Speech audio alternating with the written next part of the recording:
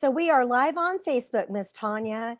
The world is right, because I got to tell you, there had to be something going on last week, because it just felt like anything I was doing was not happening last week on Zoom going live. It was Tanya. really interesting. I think possibly what it was, just going to say, is that a lot of schools went back last week. Oh And I'm yeah, thinking that's they right. just overloaded the system. So we have mercy with Zoom. We appreciate Yes. everything that you do, Zoom, for our schools Yes. and Thank you, everything. Zoom. Thank you, Yeah. Zoom. So it's all good. You know, we recorded it and it was lovely. So welcome everybody. Now that I've gotten that like off on a tangent, I am Brenda B. Bailey, and this is our Theta Healing Power Hour, which is every week on Wednesdays. I know, whoop, whoop. 1 p.m. Central Standard Time or Central Daylight Savings Time. We're kind of getting Whatever. close to where it's going to become standard soon. So I, we'll just let it be what it is. It takes me 6 months, and then by the time it changes again, and then I'm like, where are we at this time? where are we? So just so y'all know, I am a Theta Healing master and instructor, and I have a program. I help entrepreneurs shatter their income ceilings. So what I've done here in this hour is I know really cool people that I interview, and we get to talk and you get to learn about them. And then we do some Theta Healing work at the end. So please tag anybody that you know who's going through a difficult time right now with grief and loss, whether that be somebody personally, professionally, any type of loss. What we're going to be talking about will be relevant for anybody, and we're going to find out where Tanya specifically works with it. But again, the work and what we'll be talking about will be helpful to anyone, or also anybody who is supporting anybody with loss. So this will be good for anybody and everybody. So please share it, tag people. We want y'all to watch it and get the work. So just a little bit about Theta Healing, and then we're going to go to Miss Tanya. Is you do have to say yes to the work at the end.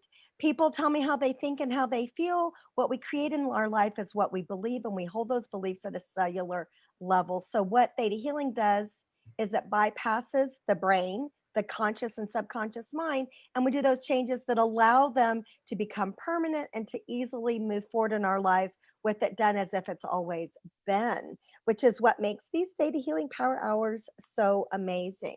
So let me tell you about my guest, Dr. Tanya English. She's a chiropractor for your soul, energy healer, and blues singer. And she's been helping people heal for 30 years.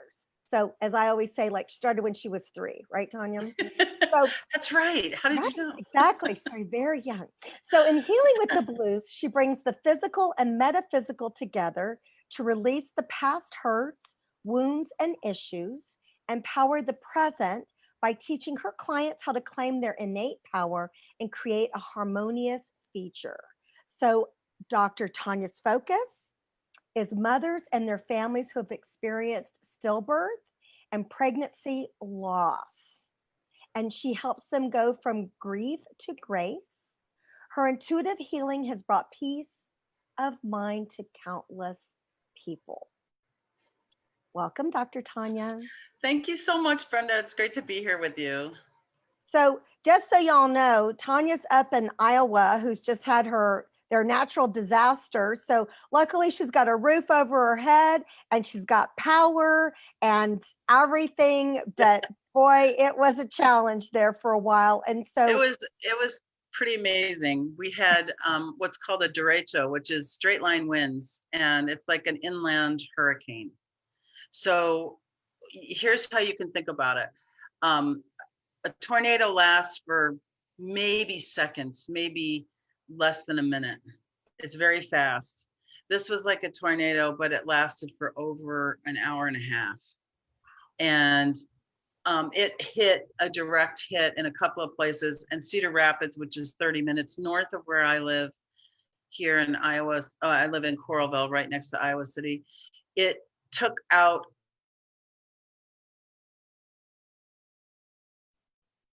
oh no, she's that frozen. city. Gone. Wow. All right. So they are really suffering.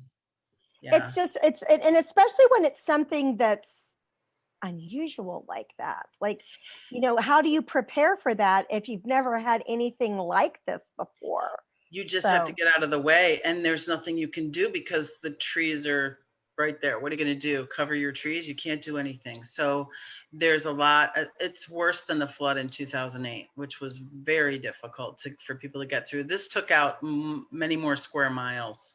wow. So lots of destruction. So we're kind of dealing with that kind of PTSD for some people right now too, because they're people love trees, then they love the trees that they own on their property and they care for them, and to have them damaged like that is very disruptive and very upsetting. And then people are coming in to clear the trees, so there's some incidences of people price gouging, and there's things like that happening too. So it's just a kind of a mess.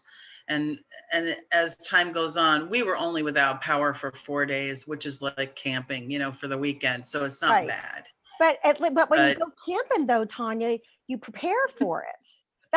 Again, it's like these are things like we don't think about. And when she says only yeah, 4 days, I get like, um, you know, frustrated when it happens for longer than an hour, right? Like sometimes when they're doing some things with Powerline, I'll be like, where is my internet? I cannot work. And it's not that I can't live without it. And then also here, like to be without power, it's hot right now in Texas. That's all oh I'm my saying. gosh, yeah, it's hot here too. Right. We had 90, So, and then people without power and no place to live because a building is destroyed or it's not safe to be in, camping outside in tents in front of their apartment building, and it's 97 degrees with a heat index that makes it feel like 105. So it was a very difficult time. And luckily we were able to, after that week, get away for a little bit, which was great. so And so, I'm just going to say right now, like, again, in case, because I know that at times, I know a lot of people, well, and I support you in that, are not like that much on social media, or they're taking little right. breaks because there's so much going on right now and Mhm. they're taking breaks from Yeah. TV. So just making you aware, folks, of what's going on in the world so that you can have some gratitude for where you're at and know, Yeah. like, roof overhead, electricity, air conditioning. Oh my These gosh. are Yeah. things that we all need to be grateful for I'll tell sure. you, it makes you grateful. I mean, I say only 4 days without power, and I was just so grateful. I could go downstairs in my basement, which is 20 degrees cooler and nice, finished. So I felt like, oh my gosh, I feel like a queen. I can I can just go to my basement and get cooler. And then just to have so much loss around people, it's so stress making for people to figure out how they're going to get food. And then nobody knew what was going on except for the people in the immediate area. It wasn't being reported Right. on national media. It was barely being reported on the Weather Channel. So it was really difficult for people because they're like, well, what happened? So then we would have to explain to everybody, what's a derecho? It's an inland hurricane. It's So now a Tanya can just forward this to everybody so they can get the explanation and yeah, they'll know. So if that's anybody right. wants to know what's happening in Iowa, Just go on Facebook and put in derecho, Iowa, and you'll see all kinds of amazing videos you never thought you'd see in your life. I mean, it's incredible what you'll be happened. like, in Iowa? Yep, right in Iowa. Talk about where things So have been, what Miss Tanya has gone to, Dr. Tanya. So we're yeah, and it'll just segue into what we're talking about here. yeah. So Dr. Tanya, how does mental health affect someone's physical health? Well, I'm glad you asked that, Brenda, because that's all that we have is our mental capacity. And when we're feeling stressed mentally, like people not being able to be inside their house, that's a physical stress as well. And when we're stressed mentally, it works on us physically, and it lowers the immune system, and it keeps things from being working at their optimum because we're stressed. Think about it like this: a person who's homeless is not thinking about art and beauty, so their creativity can get squashed during that time. And if that's happening subconsciously, if that's a pattern that's been well worn in the psyche, in the mind, then that's constantly going on, and that's constantly bringing the immune system down. So we want things working at optimum in present time. Because if you've probably felt this too, Brenda, when you walk into a room, being empathic, you can sense when somebody's depressed in the room. You can sense when there's been an argument before you got there, right? And those are all mental, emotional things that are happening, and you can feel it in your body too. So you're always getting those signals physically too, but you may not just be kind of aware of it. A lot of You it's know, and subconscious. this is the thing, right? This is what's going on right now with the pandemic outside of natural disasters, right? I Yeah, mean, it's like right. that's just like something else on top of something else that's already happening. And people not being able to be close to each other and give each other hugs. How many stories have we heard about somebody that went into the hospital and didn't come out when their loved one wasn't allowed to be with them? While they were in their time of greatest need, the people that love them the most are being held away from them. So there's a big stressor right there. Well, and And the unknown, yeah, and the unknown. and just the fear of what's going on, and the new norm, right? So most human beings, just being human, don't like change. And we have No. things that we know how Oh things gosh. work and how that is. And so that's stressful as well. And then how people typically cope with it: drugs, alcohol, sugar, food. They're usually poor choices that, Yep. again, weaken the immune system. And yet we Right. need our immune system, not just, physically, mentally, spiritually. We need it at a higher We need it to vibration live. Yeah. in order to be able to handle what's going on right now. Yeah, as the best cartoon I saw for me about 2020 was, if it was an ice cream truck, it would be delivering liver and onions. It's like, oh, that's not what I wanted. You So, have to stay out of fear. That's why things like cartoons like that, and watching funny things and having a sense of humor about this is so important, because you cannot stay in that negative fear place for very long and not have it affect you. In fact, it doesn't take long at all. You want to do an experiment and I'll show people how that works? okay. Okay, cool. So this is really simple, and all you have to do is close your eyes and imagine that in front of you is a lemon on a cutting board, and you see the knife. And if any of you is triggered by a knife, just see a grater. I don't care. It's fine, whatever. And you cut through the lemon, and it's like this, oh, the smell of lemon, and you can see the juice, and now you can kind of really get a sense of the oil on your skin. And you take another slice of that lemon and you put that wedge of lemon that you've just cut in your mouth and you bite down. Now, do you have more saliva in your mouth? I had more saliva when you told me to picture the lemon. Like I was Right, it laughing, doesn't take right? much. That's a pathway that's been really well worn. So the body knows what to do. It's creating alkaline saliva. If we took the pH of your saliva before we did that and after, it would probably be more alkaline because it's getting ready for the acidy lemon.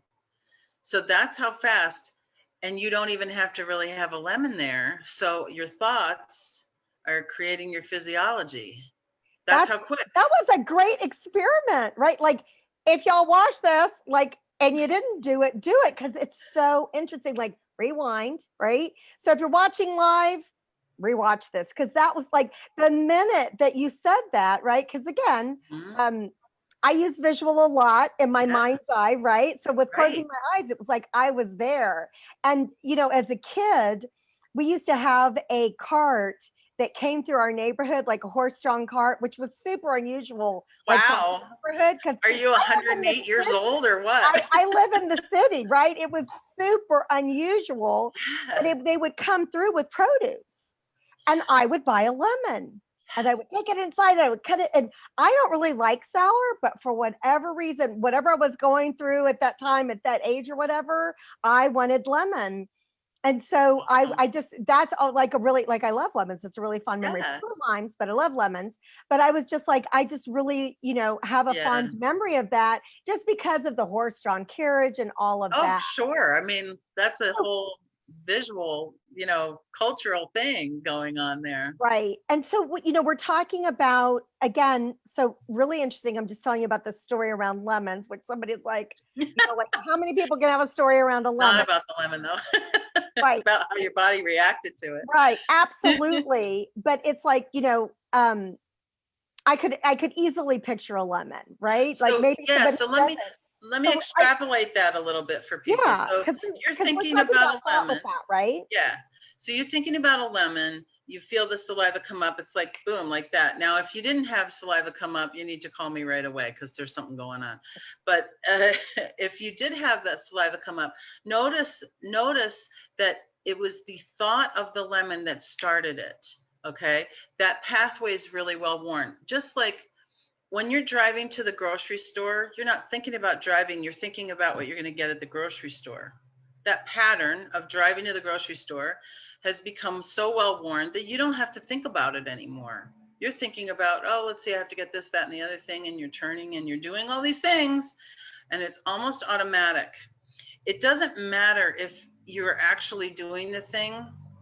What matters is what you're thinking about. So, for instance, you're walking down the street, you feels like somebody's following you, you can hear something but you're afraid to turn around because you think there's somebody back there, and then you go into fight or flight response, which is what happens, and then you kind of look over your shoulder and you see, oh, it's just a plastic bag. That doesn't mean that you didn't have the fight or flight response. Right. You didn't have the reaction, right? The It means physical, that right. you manufactured that reaction from your memory and from what you remember about being afraid of something following you or someone. And so all of that physiology comes into play. And so when we're clearing up people's energy, we're working on that subconscious level. Now with theta healing, you're working on the other side of subconscious. When I'm working with people, I'm actually taking them into subconscious and saying, okay, let's see what's happening there, and finding the emotion that will stop that pattern from continuing. So we So is meet that it how with somebody, Dr. Tanya, how they unlearn like a familiar pattern of thought? yeah, Just we interrupt it. We interrupt it.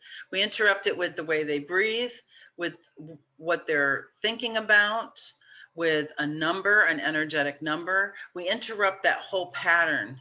And then I'm finding where that pattern, okay, now we're done, because I'm holding contacts for them, either on them if they're here in my office, or on a surrogate if they're not.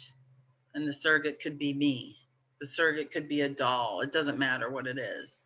But what happens is, as we clear those patterns, as we interrupt those patterns, then they stop and they don't come back unless you really want them to. And unless we get to the root cause of it. So sometimes those root causes are kind of deep, and that's okay too. But what I wanted to say about that patterning too is, like, you can use it for good too.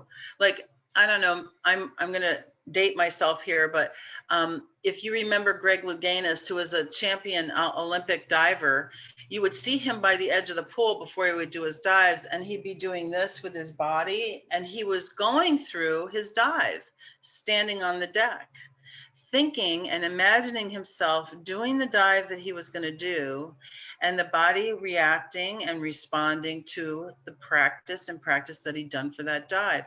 So elite athletes use that visualization as well. It doesn't have to be just a lemon or fight or flight response. It could be something that you want to be really good at as well. So that's so in why, mastering something that you yeah, want to master. yeah, exactly.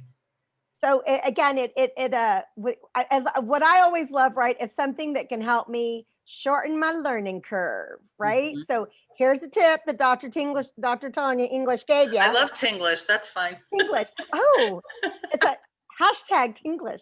Hashtag. That kind of makes me giggle. So how does someone turn something tragic into something good? Well, that's the crux of everything, isn't it? Like, how do we make something happen? And I'll give you the big picture answer first. The big picture answer is you don't concentrate on the tragedy. You keep looking, you keep seeking the joy, the love, the abundance, the things that are in there that are showing you. They're showing you, but you have to look for them, because human beings love the drama, right? Ego loves the drama. We love to have the drama, the tragedy. That's why soap operas are so popular. We love to have that happening. Now they're being replaced with reality shows. Right. It's all about the drama, and they write drama into reality shows as well. So when we think about like something tragic that's happened, instead of looking at how bad and how awful and see what you're telling yourself, it was a tragedy, it was awful, it was terrible, it was so sad, I'm so grief stricken. When you keep repeating that to yourself, instead of saying, well, wait a minute, something big happened here. What can I learn from this? What is it showing me about myself? What gift is here for me? And I love to use the analogy, like, if you see a pony, a pile of pony poop, there's a pony somewhere. You know that if there's pony poop, there has to be a pony around here somewhere. So you're looking at this pile of crap, which may be the drama and the tragedy that's happened in your life. But remember, wherever that's happening, there's also something equally and more on the other side of that. So yes, there is a silver lining in every dark cloud, but you have to seek it. And so part of seeking that is being open to allowing it to come in, allowing it to show up. You cannot beat the drum of tragedy, loss, and grief and continue to think that there's something good going to come out of that. You cannot continue to do that. You have to stop and say, okay, show me, spirit, source energy, show me what's good here. Show it to me. I want to see it. Put it right in front of my face. I want to see it because I don't want to miss it. So make sure it's obvious, because I don't want to miss it, and I might. So make it really obvious and put it right in front of me. And then you can start to see things like, how many people have had somebody pass on in their life and then have a little bird come to them, comes to them and shows them something and helps them come out of their grief a little bit. It's kind of amazing. Absolutely. A sign. And people want those signs, because I feel like, what you're talking about, Yeah. Dr. Tanya, is, again, we have to give ourselves space to say, okay, there's been a loss, right? Yes. And it's been sad. Right. So she's not saying to do this like the next day, like where, right? No. Right? It's like, I just want to spell that out for people, like, because Yeah, definitely. we want to deny what we've gone through or what's happened, but then there's a point. And again, you have to feel into it. I always tell people, have some mercy, Yes, give yourself some space, and then know thyself, right? Know yourself and know, when am I just causing myself more anguish? yeah. There'll be a point where you'll be like, yep. And again, it'll be a point where you're tired of feeling like that. I'm tired of feeling this. Like when we had our baby that was stillborn, there was a certain point where we were like, we're the grief police. Okay, so somebody else wants to come visit. Okay, we have to like cry with them too. They're not going to want that. They want to cry with me because I've had this terrible thing happen, but I'm done with that crying part, and I don't feel like doing that today. So, and this is for those of you who have had people like have this kind of thing in their life happen and you don't know what to say. Ask them, do you want to grieve, or do you want to go have some fun? Do you want to have, you need a distraction? A laugh, or do you want to, do that? But yeah. Are you, and be willing to do whatever they ask without judgment. So I think that at times, yep. If people are still sad, don't judge them for it. And then if people want a distraction, don't judge them for it. It's like, let them be in their process and support them in it. And even And if how you don't awesome is that to do for understand people anyway? Yeah. Right, Right. We do right. it. This We do isn't it. right. This isn't just a one. It's like and asking them, how can I support you? Right. And it'll Yeah. be different from day to day, week to week. That's why you got to check in. And, I think that as human beings, we want to fix it. And really, people just want you to be present with them. Yeah. Don't try to fix it. You can't fix it. There's nothing you can do. And I'm going to give you 5 things that you can do for somebody right away. Okay. I just had a dear friend lose her daughter last week, and she called me the other day, and I was just talking with her, and I'm like, well, she said, "What can I do? What can I do? I don't know what to do." And I came up with these 5 things, so I'm going to pass them on to you guys too.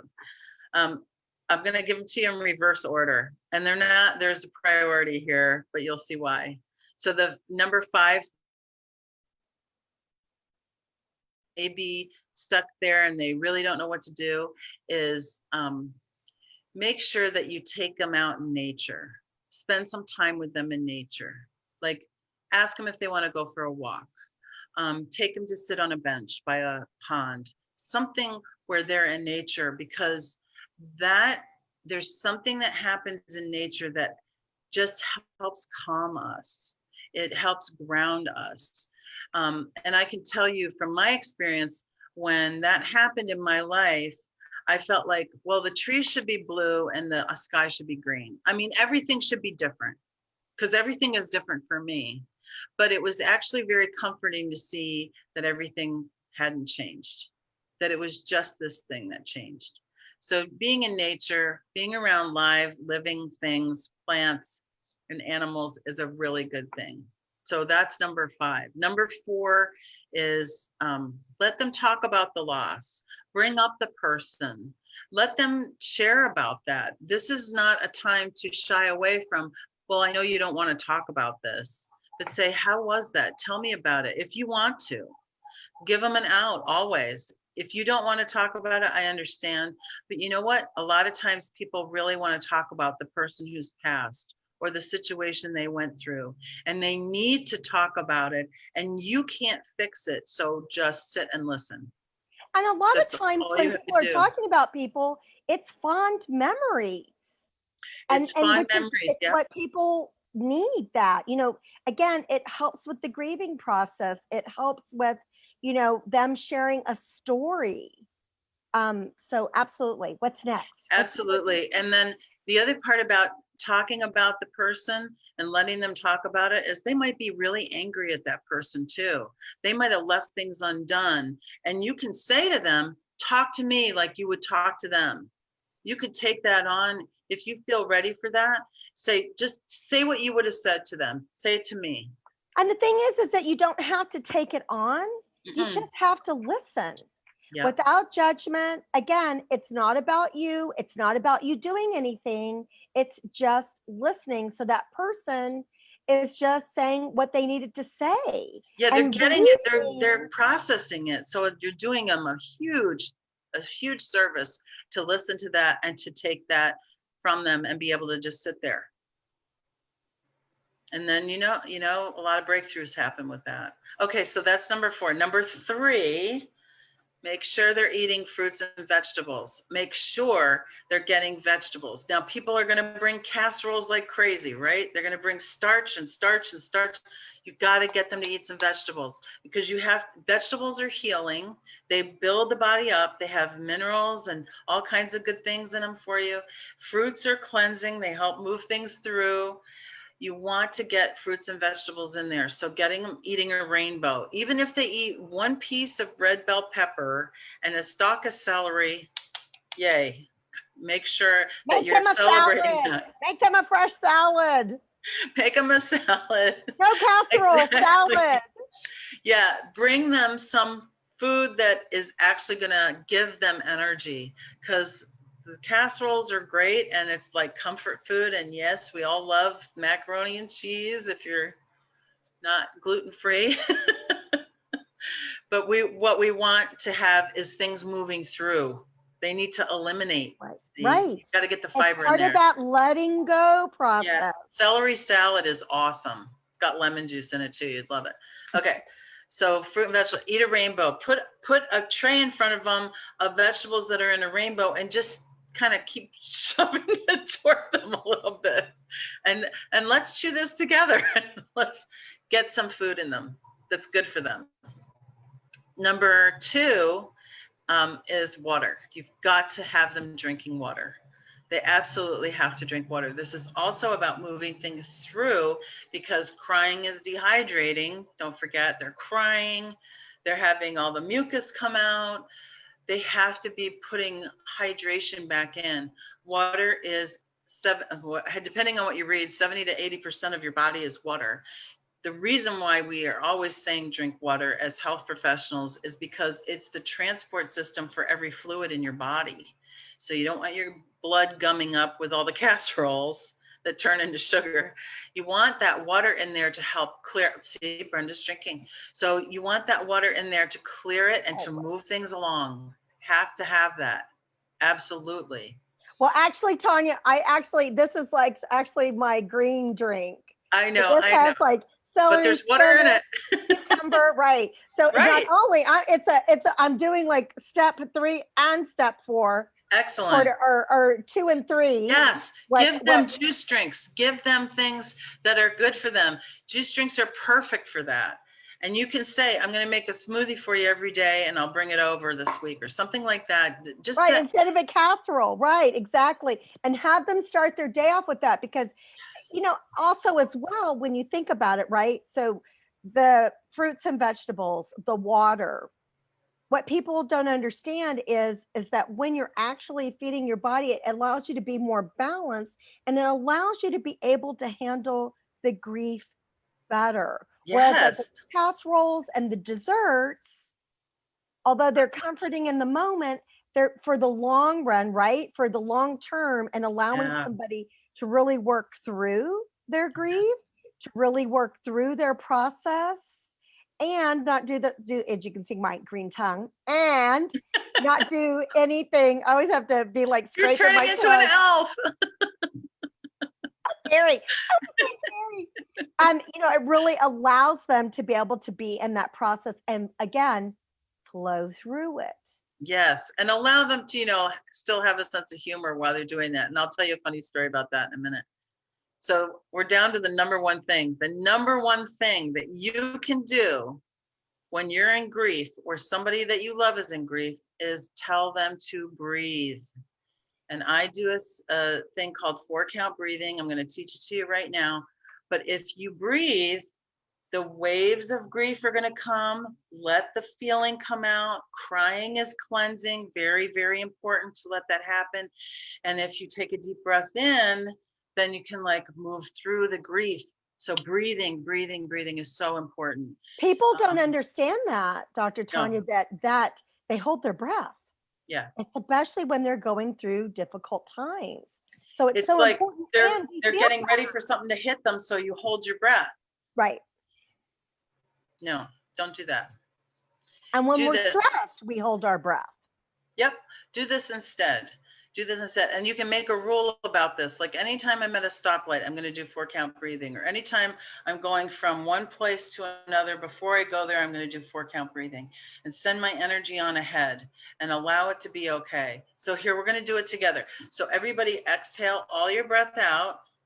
And now breathe in through your nose. 1, 2, 3, 4. Hold it in. 1, 2, 3, 4. Exhale through your nose. 1, 2, 3, 4. Hold it out. 1, 2, 3, 4. Inhale. 1, 2, 3, 4. Hold it. 1, 2, 3, 4. Exhale. 1, 2, 3, 4. Hold it out. 1, 2, 3, 4. Okay, breathe normally.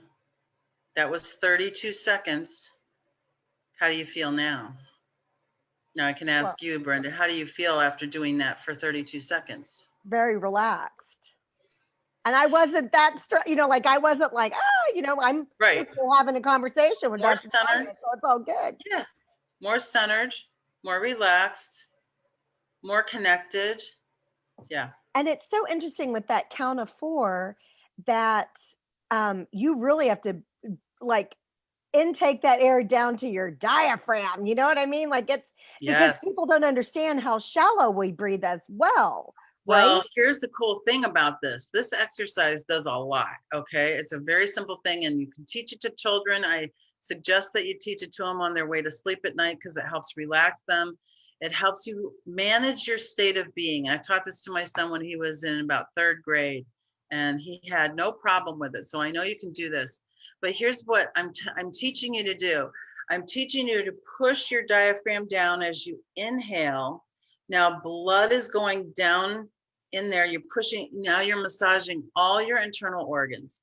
Then you're bringing that diaphragm up. You're massaging them. You're getting new blood in there. So you're holding it down and you're holding it up. And that's massaging all your internal organs. And it's helping you get good blood supply and good oxygen supply, because that's the whole point of blood, is to take the oxygen and the nutrients places. That's what blood's for. It's a transportation system. So you want to like keep putting new oxygen in. It's also going to get rid of that residual air. Sometimes you can get it that deep where you get that residual air that's always in the lungs. Like, when you get, maybe this has never happened, but when people get the wind knocked out of them and they can't breathe, that's because that residual air has been knocked out. So this is going to help you circulate that as well and get new air in there. And no stale air in the lungs. So you can live without food for a long time. You can live without water for a while. 4 minutes without air and you're gone. So this is the most important thing of this. So you'll notice those 5 things have to do with just everyday living. If you did those 5 things yourself, just even not in grief, how much better could your life be? Not that it's not good already, but how do you know that's as good as it could be? I want to just like bring your quality of life up by doing those 5 things and helping others to do that and reminding them that this is a good thing for them to do. And we'll get, and Dr. Tanya English will put it in the comments below, right? Or I'll get her to do them and then we'll put them in the comments. Yeah, I actually did a little thing on it the other day. So I have a little graphic I can put in there too. Oh, there you go. Yeah. Yay. Yeah. So, we're talking about, so interesting because, we're talking about grief. Mm-hmm. And we're looking at loss. And there's a piece that also coincides with that because we're humans. It's non-forgiveness, right? Yeah. So how can non-forgiveness keep someone trapped? It's a really good question because there are a lot of people who will say, I never forgave that person and then they died. And they want to forgive them. But forgiveness doesn't have to be face-to-face. Forgiveness can be energetic. In fact, I'm just going to move my fan a little bit because you guys are heating me up. Getting all hot talking to you. Right. This is a hot topic here. It's that kind of an hour. Forgiveness is like the universal solvent. It will take care of all kinds of problems. So I wish I still had it. I had a datura seed. A datura is a beautiful it's called a trumpet flower. It's called an angel trumpet. It's a big white flower and the seed pods are spherical and have spikes all over them. And what I tell people is unforgiveness and holding a grudge is like putting that seed pod under your arm so nobody can see it, but you can feel it. And every time somebody gets that little trigger about whatever that unforgiveness is, you squeeze it a little tighter and it hurts you a little bit more. Because it's not hurting the person that you're holding the grudge against. They don't care. Right. Absolutely. No, I know people always say, like that person doesn't deserve my forgiveness, or, it's like, yeah, forgiveness is not about them. It's about you. Because when we do not forgive what we cause, like, you want to block your abundance, don't forgive. You want to block your good health and good, good balance and good vibration, don't forgive. I mean, it's, oh my gosh, it affects every area, every area. And what if the person's already passed on? This is a big deal. You think that you can't forgive them or they won't forgive you. And I'm telling you, it's totally possible. In fact, I've forgiven people I wouldn't want to have anything to do with anymore. And guess what? I don't have to have anything to do with them anymore, because once I released that attachment that Right. I had about them, they disappeared from my life. Right. Non-forgiveness, right. Non-forgiveness. Like, it's like, well, like, you don't want to think about it, but if you do not forgive, you have an attachment. That was a great analogy that, and example that she gave. And that's the thing. It's like, again, you want things to come into your life, you got to clear, and forgiveness clears. And, people, and, and I know that this is what you know as well, Tanya, is that people, like, we'll say, like, I need to forgive so and so, but inevitably, because we are human, we typically also have to forgive ourselves, because somehow we've made it part of it our fault, right? Somehow, because we're humans. And believe me, again, we do so much kinesiology and muscle testing on this, that we've known for years that this is true. So you can test it or whatever, but you will think, and a lot of physical ailments, oh my gosh, keep happening because we don't forgive ourselves. The miracles that I've gotten to see, I've been privileged to be in the room. When somebody has a forgiveness miracle, it is like a breeze going through the room, but there's no air movement. It's like chills, and I call them God bumps, going up and down the spine, because you're in the presence of healing happening. Spirit is with us and wants to be with us, but we can keep it out by keeping unforgiveness going. Now, listen, what Brenda just said is the first part of forgiveness. You have to forgive yourself. I'll tell you a story about this. I was talking to a friend of mine at her office, and she works for nuns in their congregation. And a woman came in. She says, "Oh, I'm so glad you're here. I haven't seen my chiropractor in so long." And I said, "Why is that?" And she said, "Well, I missed an appointment like 3 times, and I'm just embarrassed to go back in." And I said, "Well, why are you holding that grudge?" And she said, "I'm not holding a grudge against them." And I said, "No, the grudge is against yourself." And she went, "Oh, oh my God, I feel better already." And she did feel better already. It was like a weight had been lifted from her shoulders, because she was holding herself this unforgiveness about missing her appointments, of all things, of missing her appointments. And so she didn't want to go back in there because she was so embarrassed and was holding it against herself.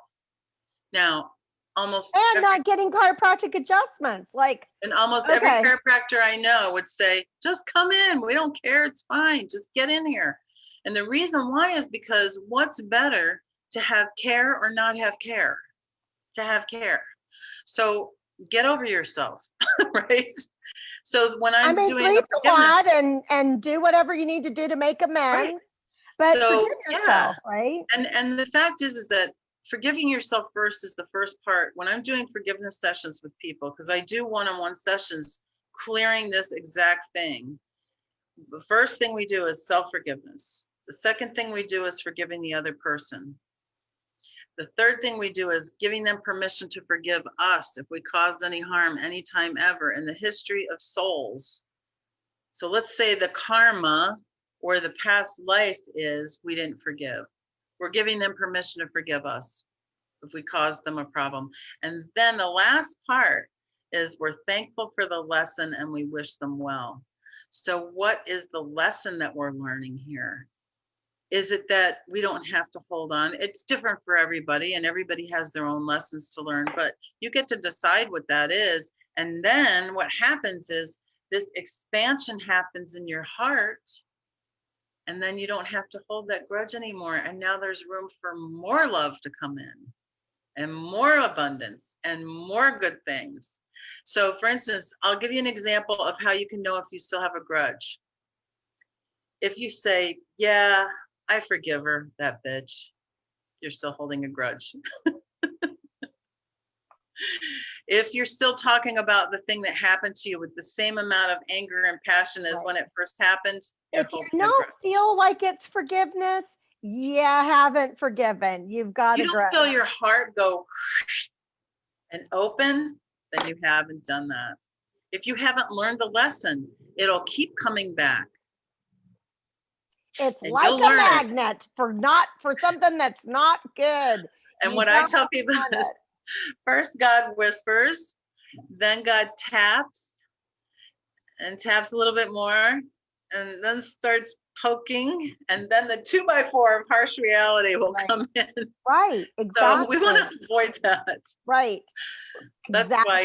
That's why meditation is so important. So you can get close to being centered and hear that still small voice that's trying to tell you all these wonderful things that you can actually receive right here, right now. You don't have to wait until after you die. You can get them right here, right now. All the blessings that have been waiting for you, but you got to be open to receive. So that's what we're doing, is helping you be more open to receive. Absolutely. You are a blessing here. You wouldn't be here if you weren't. And so if you don't agree with that, or that feels like too much for you, you're ready to do some work on that. That's good. Because then you're open to opening your heart more.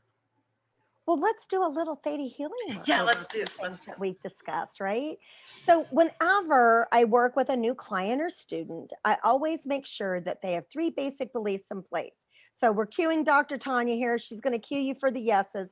And we always have to say yes out loud, because one, this is a very complimentary modality, but it's also a very respectful modality. So if you want it, you have to say yes out loud. And again, what this does is it tells our brain, yes, I want this. It tells the universe, yes, I want this. It tells your divine energy, whoever that is for you, yes, I want this. Yeah, and if you can nod your head while you're saying it, that's really good for your medulla oblongata right here. Another tip. There you go.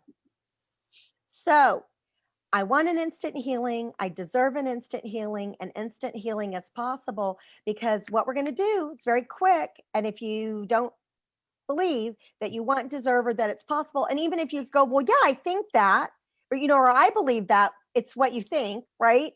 So we want to go ahead, just say yes, right? Just to be safe, right?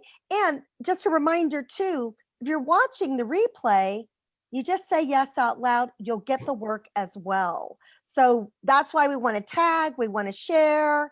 You want to say, because people can still get the work, even if they didn't watch it live. We'd love for you to join us, but if you don't, we get it, and to catch it when you can, right? The energy is here for you. Exactly. So I want an instant healing. I deserve an instant healing. An instant healing is possible. Would you like those? Yes.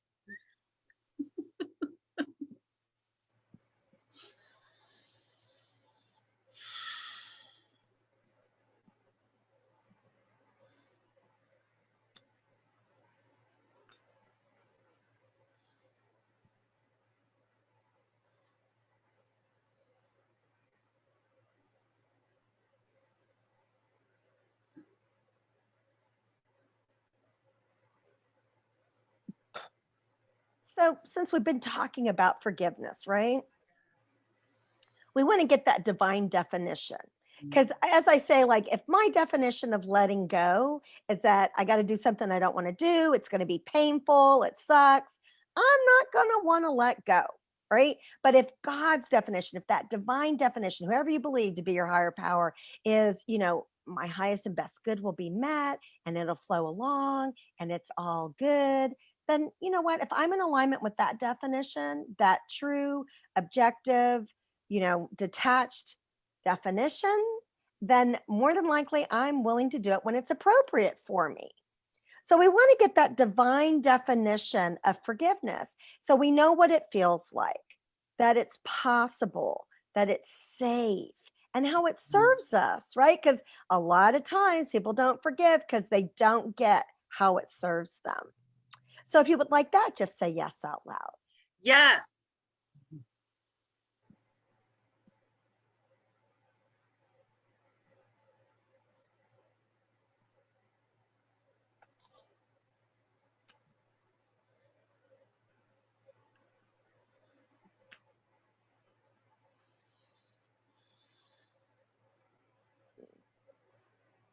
So we want to really go a little bit deeper on this, and we want to change, like, what prevents us from forgiving others. We want to change what prevents us from forgiving ourselves. We all deserve forgiveness. And we also want to change what prevents us from forgiving the divine, whoever, whatever name you put on it, God, creator, goddess, who, because typically if we don't forgive ourselves, we don't forgive them, right? And so we want to be able to clean the slate with forgiveness. We also want to change what obligates it to be our fault, so that we, like when something happens, that we don't only automatically take it on, right? Now, if it's ours, we want some accountability there. But if it's not, because people have a habit of making about them, but not in a good way, right? Like, so they take it on. So let's go ahead and change those, right? To help us in our forgiveness process. So if you'd like those, just say yes out loud. Yes.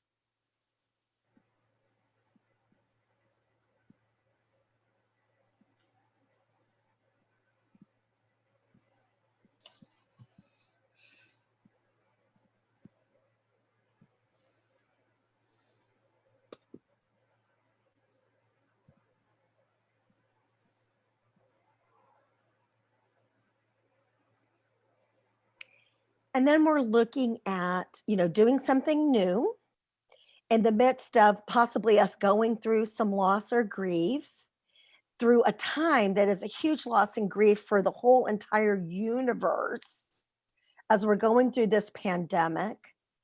So let's go ahead and let's raise our tipping point, right? So let's change what obligates us to have a lower tipping point. And that usually is like what puts us on edge, right? What causes us to be overwhelmed.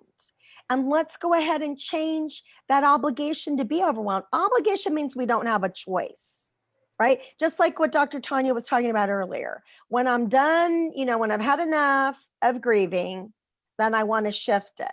So a lot of times we just stay in that state of overwhelm, and we want to go ahead and get out of it so that things that are overwhelming, we, again, higher tipping point, we can handle it better. But then also, we don't have to make things overwhelming that aren't, right? Like, so we don't have to keep adding to the pile. Because usually when we're present, things are not overwhelming. But we pack our bags and we bring baggage from the past, and then we want to be, in the future. And so we just want to. So let's go ahead and change what prevents us from being present. Let's change what prevents it from being safe to be present. So if you would like that, just say yes out loud. Yes.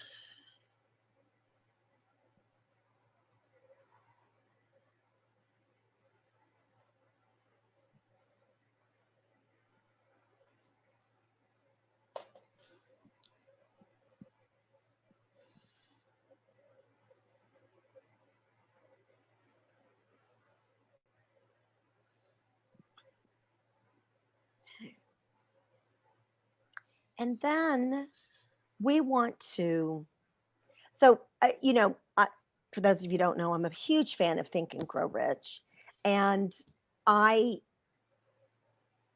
one of the most profound things that I ever heard from it was, worry is a prayer for what we don't want.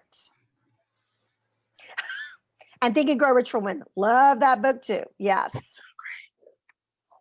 So worry is a prayer for what we don't want. Yep. And some people just have a habit of worrying. So when we look at depression, that's living in the past. When we look at worry, right, or anxiety, right, fear, anxiety, that's living in the future. So again, we've done a little work about being present, but we also, and again, we want to forgive ourselves for living in the past. We want to forgive ourselves for, worrying about the future. We want to forgive ourselves for not being present. We're just doing the best we can, folks. And we're in a time that we don't have the rules. rule book up for what's going on right now. So we just want to be able to forgive ourselves, but we also want to, if we're obligated anyway, right, where we don't have a choice, any obligation that we have to be living in the past, any obligation. And again, that's where forgiveness is very helpful, allows us to move forward. So, and any obligation that we have to be in the future, we want to change that. So if you would like that, just say yes out loud. Yes. Yes, yes, yes, yes.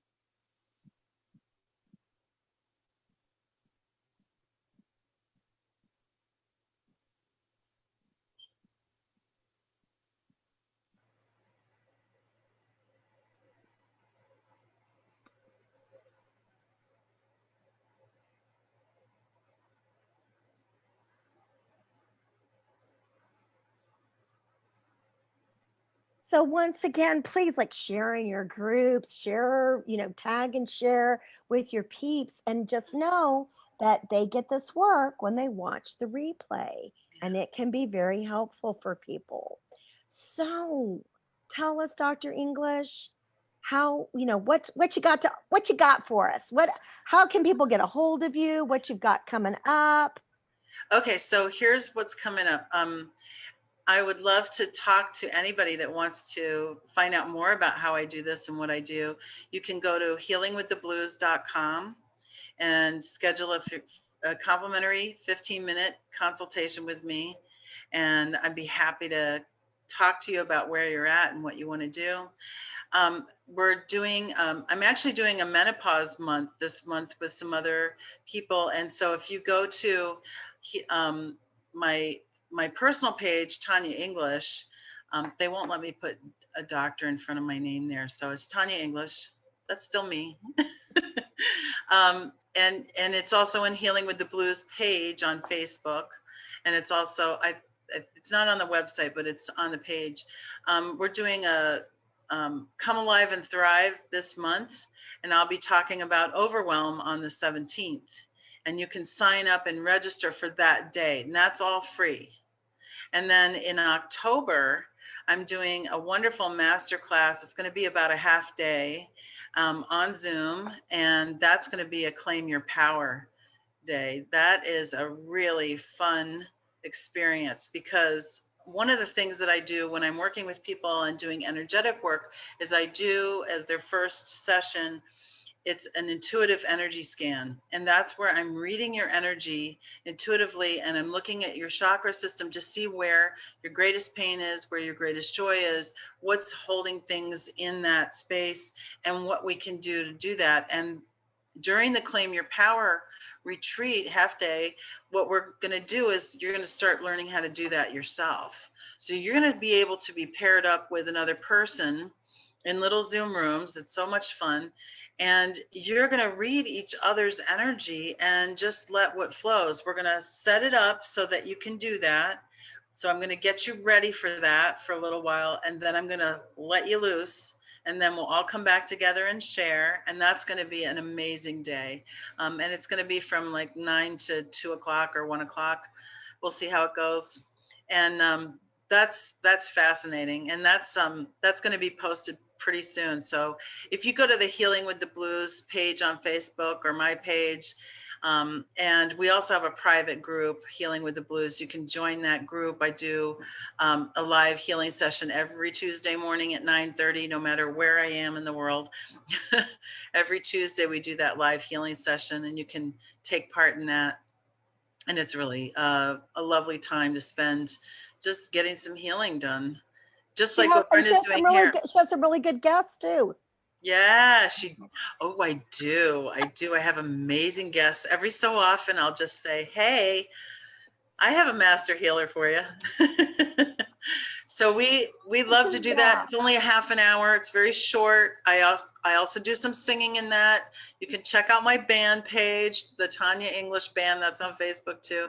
But that's why I'm doing Healing with the Blues, because what I got out of that deep, dark tragedy was an amazing experience of being able to sing the blues for people and get introduced and work with amazing Grammy winners, all kinds of people in blues. And it just was an amazing experience, and it's still going on even through COVID. So you'll see some videos of me singing. Listen, I'm a healer and a singer, so it's really, Chiropractor. There you go. She is a multifaceted woman. yeah, and you can find those things. That's the cool part, is like that's there for you too. You don't have to be a blues singer. You could do something else. It's okay. Exactly. And also too, I often, I have a free meditation that's 1 minute, and you can find that on shatteryourincomeCeiling.com. It's 1 minute. I recommend people do it in first thing in the morning, last thing in the evening. And it's for draw your income. But if you want something for relationships or health or balance, it's all about intention. I'm about money, right? I love for people to make money, but you can use it and you'll get like little directions. You'll know what to do. It's great. And that's free. And then also too, I'm the same way. Love to have a conversation with you. If you have any questions about Theta Healing, what's Dr. Tanya English like, anything, and I often say, if I can't help you, and I can refer people, because I know really cool people, apparently, right? So, and people who are very profound and helpful, and and I've been self-employed for 28 years, so I've been around. So I always say, if I can't help you, I know somebody who can. Or if or if it's something that's not in my zone of genius, I typically know who has that zone of genius. So once again, so next week, same time, same place, Wednesday, 1 p.m. And we are featuring next week Miles Burdash. Oh, he's awesome. You guys will love him. He's So one, great. he's hilarious. And two, Yes. he knows everything about being on video. So yes. So it's about having confidence in front of the camera and off camera. He knows his stuff, boy. He has got many years of experience, and you guys will love him. He's great. So next week. So we'll see you guys next week. Dr. Tanya, thank you for being our guest.